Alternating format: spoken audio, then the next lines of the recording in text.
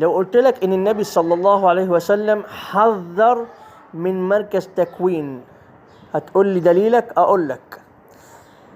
قال حذيفة بن اليمان: كان الناس يسألون رسول الله صلى الله عليه وسلم عن الخير وكنت أسأله عن الشر مخافة أن يدركني، فقلت يا رسول الله نحن كنا في جاهلية وشر، فمن الله علينا بهذا الخير الإسلام، فهل بعد ذلك الخير من شر؟ فقال النبي صلى الله عليه وسلم نعم. فقال حذيفة: فهل بعد ذلك الشر من خير؟ قال نعم. فقال النبي: ولكن فيه دخن. قال النبي صلى الله عليه وسلم: نعم، هذا الخير موجود ولكن فيه دخن. فقال حذيفة: وما دخنه يا رسول الله؟ اسمع بقى.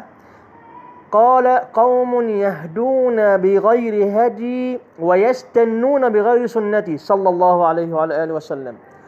فقال حذيفة: صفهم لنا يا رسول الله، من هؤلاء الذين يهتدون بغير هديك؟ قال: هم من جلدتنا ويتكلمون بألسنتنا، كل اللي موجودين في مركز تكوين أكثرتهم عرب.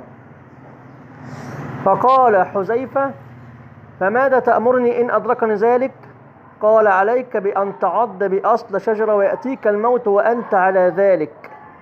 في رواية عند مسلم عندما قال حذيفة: صفهم لنا يا رسول الله، قال: قلوبهم قلوب الشياطين في جثمان إنس يدعون إلى النار، من أجابهم قذفوه فيها.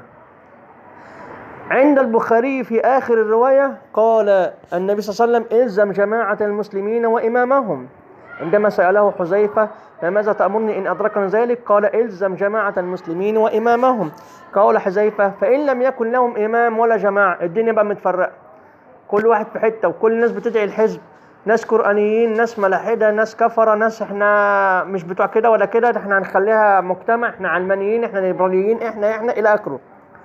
فقال النبي صلى الله عليه وسلم: عليك بأن تعض بأصل شجرة وأتيك الموت وأنت لذلك. قال العلماء: أصل شجرة كناية عن التمسك بالكتاب والسنة صلى الله عليه وعلى آله وسلم. اللهم صل على محمد وعلى آل محمد كما صليت على إبراهيم وعلى آل إبراهيم، وبارك على محمد وعلى آل محمد كما باركت على إبراهيم وعلى آل إبراهيم في العالمين إنك حميد مجيد.